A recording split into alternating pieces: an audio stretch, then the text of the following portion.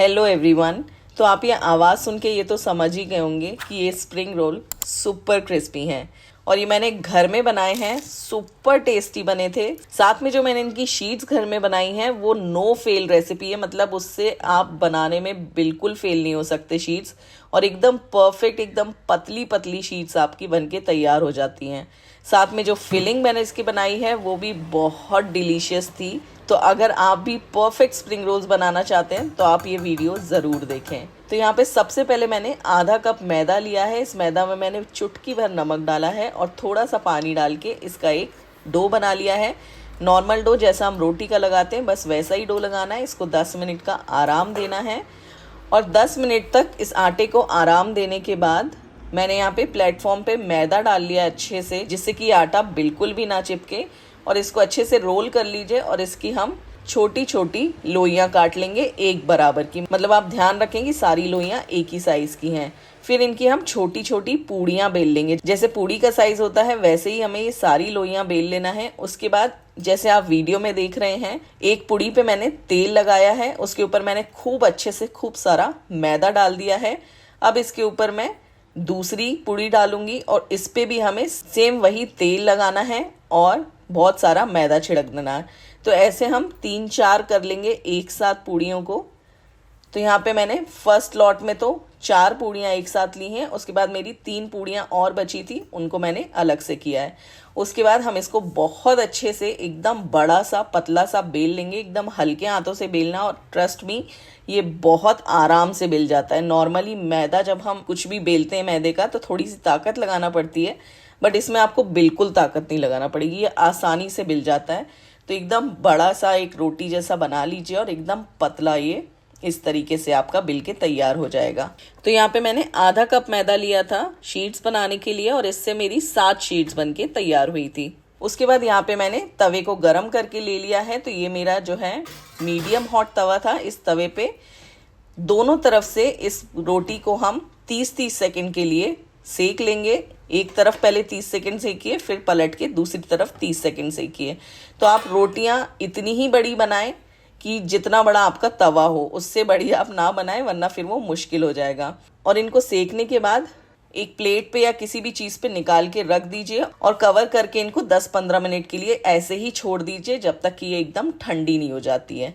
जब ये ठंडी हो जाएंगी रोटियां फिर हम इसको अलग अलग कर लेंगे इस तरीके से जैसे आप वीडियो में देख रहे हैं। एकदम हल्के हाथों से आपको इसको निकालना है और आप देख रहे होंगे कि ये कितनी ज़्यादा पतली शीट्स है। मतलब ये इतनी पतली शीट्स थी कि स्टफिंग के बाद कई स्प्रिंग रोल्स में तो आपको ऐसे ट्रांसपेरेंट दिखेगा कि क्या मसाला ऐसे भरा हुआ है। इतनी ज़्यादा पतली शीट्स थी और पतली होने के वजह से ही इनके स्प्रिंग रोल्स जो हैं एकदम ज़बरदस्त क्रिस्पी बनते हैं। तो यहाँ पे मैंने पहले वाले में से भी आपको निकाल के दिखाया और ये दूसरे वाले में से भी देखिए कितनी आसानी से ये निकल गया। तो इसको रेस्ट देना बहुत ज़रूरी है। एक बार जब पका लेंगे उसके बाद तो थोड़ा ठंडा हो जाए, उसके बाद ही इसको आप अलग अलग करें, शीट्स को सेपरेट करें। तो इस तरीके से मेरी शीट्स बन के तैयार हो जाएंगी। इन शीट्स को आप ढक के रखें, बिल्कुल भी इनको खुला ना रखें वरना ये सूख जाएंगे और फिर स्प्रिंग रोल बनाते टाइम वो हर कहीं से भी मतलब ऐसे फटेंगे आपके स्प्रिंग रोल। तो आप इनको अच्छे से ढक के रखिए जिससे कि स्प्रिंग रोल की जो शीट्स हैं वो बिल्कुल भी सूखे नहीं। फिर यहाँ पे मैं स्टफिंग की तैयारी करूँगी जिसके लिए मैं यहाँ पे वेजिटेबल्स काट रही हूँ। तो यहाँ पे मैंने खूब सारा पत्ता गोभी ले लिया। मतलब एक जो बड़ा सा पत्ता गोभी था उसमें से आधा पत्ता गोभी लेके मैंने उसको लंबा लंबा जूलियंस में काट लिया है। तो जितना आप पत्ता गोभी को पतला रखेंगे उतना बढ़िया। फिर यहाँ पे मैंने एक शिमला मिर्च ली है, इसको भी मैं लंबा लंबा जूलियंस में काट के ले लूँगी। साथ में यहाँ पे एक गाजर ली है। तो मैं अच्छा स्टफिंग बनाने वाली हूँ कि मेरे 5-6 स्प्रिंग रोल्स इससे बन जाएंगे। गाजर के बाद यहाँ पे मैंने खूब सारा स्प्रिंग अनियन लिया है। स्प्रिंग अनियन का वाइट पार्ट मैं अलग काटूंगी और ग्रीन पार्ट अलग काट के ले लूँगी। तो इसको आप एकदम बारीक बारीक चॉप करके ले लीजिए। तो मुझे तो स्प्रिंग रोल्स बहुत ही ज़्यादा पसंद है, बट मार्केट में जब भी जाओ 200, 300, 400 से कम कहीं मिलते ही नहीं हैं। फिर यहाँ पे मैंने एक चॉपर लिया है। चॉपर में जाएगा अदरक और लहसुन। तो यहाँ पे मैंने ऑलमोस्ट 2 इंच का अदरक का टुकड़ा लिया था और 8 से 10 लहसुन की कलियाँ ली थी। तो आप इसको चॉपर में चॉप कर लीजिए। आप ऐसे भी काट सकते हैं अगर एकदम बारीक तो बहुत बढ़िया है। मेरे को था कि फटाफट हो जाएगा तो चॉपर में मैंने उसको चॉप करके ले लिया है। फिर यहाँ पे मैंने एक कढ़ाई ली है, आपके पास वोक हो तो आप वोक का इस्तेमाल कर सकते हैं। यहाँ पे जाएगा तेल। फिर हम यहाँ पे स्टफिंग बनाएंगे, जिसके लिए सबसे पहले ऑयल में, गर्मा गर्म ऑयल में अच्छा गरम कर लीजिएगा आप तेल को, और सारा काम हाई फ्लेम पे करना है। इसमें जाएगा सबसे पहले अदरक लहसुन जो हमने चॉप करके रखा था। फटाफट चलाते जाइए और चीज़ें डालते जाइए, जिससे कि कोई भी सब्जी अपना पानी ना छोड़ पाए। फिर यहाँ पे स्प्रिंग अनियंस का वाइट वाला पार्ट मैंने डाला है। बस 10-10 सेकंड सब्जियां पकती जाएंगी और आगे की सब्जियां डलती जाएंगी। फिर यहाँ पे मैंने डाला है गाजर, शिमला मिर्च और पूरा पत्ता गोभी जो मैंने काट के रखा था। अभी देखने में लग रहा होगा अरे इतना सारा मसाला बन जाएगा, बट ट्रस्ट नहीं, ये कम ही पड़ गया था मुझे, तो शीट्स बची गई थी मेरी। और ये जो शीट्स हैं आप इनको जैसे अभी आपने तैयार करके रख लिया है, उनको एक बार पका के अलग अलग करके, अलग अलग करने के बाद आप इनको फ्रीज़र में एक अच्छी सी जिपलॉक बैग में डाल के फ्रीज़ भी कर सकते हैं। आप इनको फ्रिज में रख के महीना भर तक यूज़ कर सकते हैं। और आप इनको ऐसे फोल्ड करके रख देंगे, एक बार जब निकाल लिए उसके बाद ऐसे फोल्ड करके रख देंगे तो वो चिपकती भी नहीं है आपस में। तो यहाँ पे सारी सब्जियाँ डाल के मैंने अच्छे से मिक्स कर दिया है।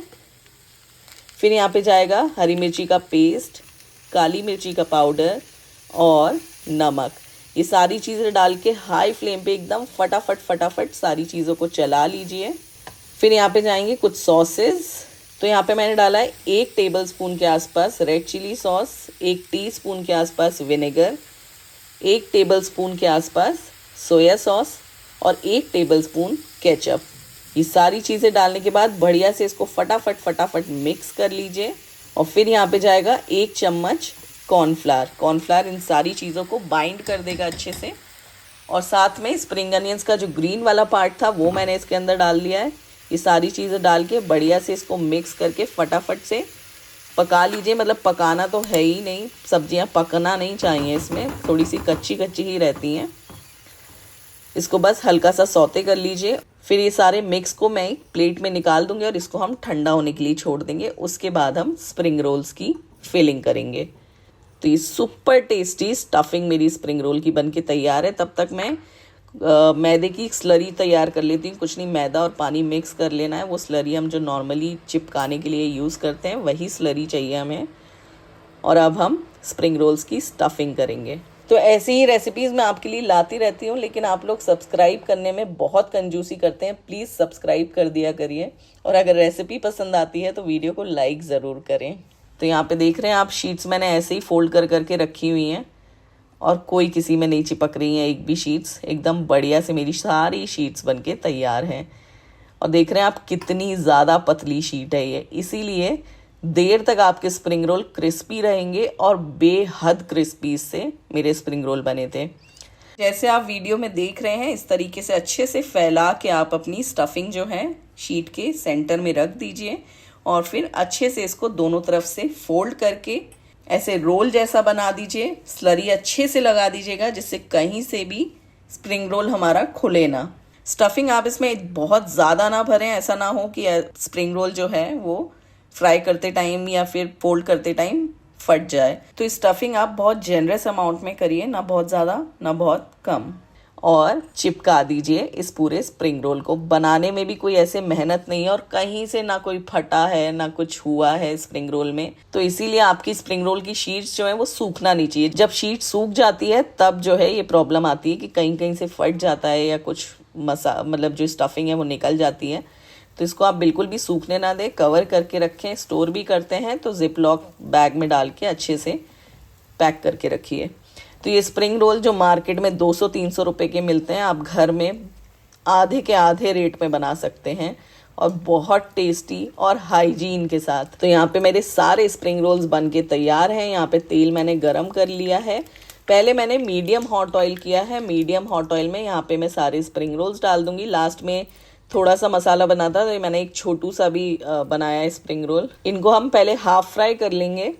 उसके बाद गैस की फ्लेम को बढ़ा के, मतलब तेल का टेम्परेचर जो है उसको अच्छे से हाई टेम्परेचर पे लाके फिर हम इसको वापस पकाएंगे। और इसको पकाने में कोई ज़्यादा टाइम नहीं लगता। 1 मिनट में आपके जो हैं पहले वाली स्टेज पे लगेंगे और सेकंड स्टेज पे आई गेस 30-40 सेकेंड्स में आराम से स्प्रिंग रोल्स सिक जाते हैं। बस जैसे ही हल्के हल्के ब्राउन होंगे, बहुत ज़्यादा ब्राउन नहीं करिएगा, जैसे ही हल्के हल्के ब्राउन होंगे दोनों तरफ से अल्टी पल्टी करके अच्छे से सेक लीजिए। और इस तरीके से देख रहे हैं आप, बेहतरीन स्प्रिंग रोल्स बनके तैयार हो जाएंगे। कई स्प्रिंग रोल्स में आप देख रहे होंगे इतना ज़्यादा ट्रांसपेरेंट हो गया था, मतलब इतनी पतली शीट्स थी कि अंदर दिख रहा है कि हाँ मतलब मसाला है, मतलब ग्रीन कलर या फिर ऑरेंज कलर दिख रहा है। तो ये super delicious super crispy spring rolls की रेसिपी आप भी अपने घर पे ज़रूर ट्राई करें और मुझे कमेंट्स में बताएं कैसी लगी आपको मेरी रेसिपी। ऐसी रेसिपीज़ मैं आपके लिए लाती रहती हूँ। चैनल को सब्सक्राइब नहीं किया है तो तुरंत कर लीजिए, और रेसिपी अगर पसंद आती है तो वीडियो को लाइक करना बिल्कुल ना भूलें। Thank you so much.